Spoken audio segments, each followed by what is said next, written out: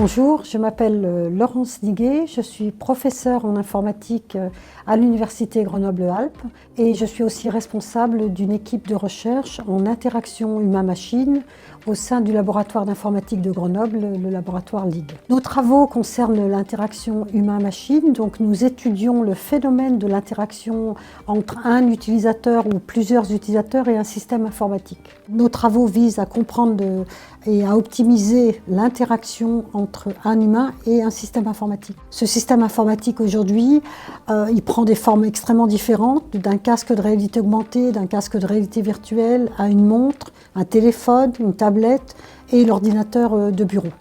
Donc on a de très nombreux travaux dans ces différents contextes et les applications sont très variées. On peut travailler sur l'archéologie, des cockpits d'avions à des aspects médicaux en bloc opératoire. Donc on a de très nombreux domaines d'application qui se traduisent par de nombreuses relations avec des partenaires industriels. C'est là qu'intervient Fleuralis, c'est que Fleuralis depuis toujours, on va dire depuis de très nombreuses années, Fleuralis nous accompagne dans ces relations avec des partenaires industriels. On a des beaux exemples de partenariats très réussis jusqu'à des transferts, par exemple, de techniques d'interaction qui sont aujourd'hui utilisées en bloc opératoire. Et Fleuralis aussi nous permet de collaborer de façon assez sereine avec les entreprises parce que en tant que chercheur, on n'y connaît rien du tout en aspect juridique, propriété intellectuelle, contrat, etc.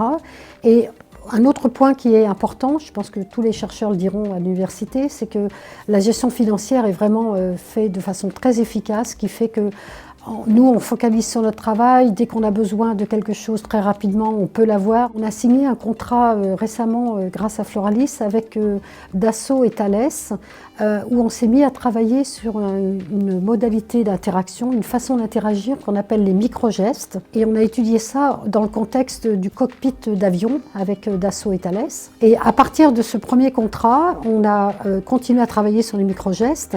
Ça s'est largement développé dans l'équipe. On a actuellement 4 thèses en parallèle sur les micro-gestes et on l'étudie dans d'autres contextes. Aussi, en collaboration avec Fleuralis, on a pu embaucher des ingénieurs puisque Fleuralis est opérateur du Carnot LSI, donc sur les logiciels et systèmes intelligents.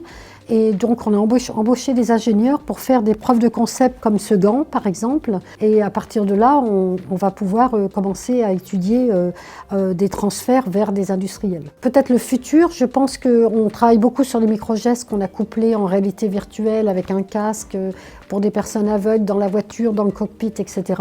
Et puis les gestes que l'on fait sur les surfaces tactiles comme les téléphones et les tablettes. Et on va essayer d'avoir une approche holistique pour combiner tous ces types de gestes. Donc ça serait un peu notre futur sur ce domaine-là qui nous intéresse.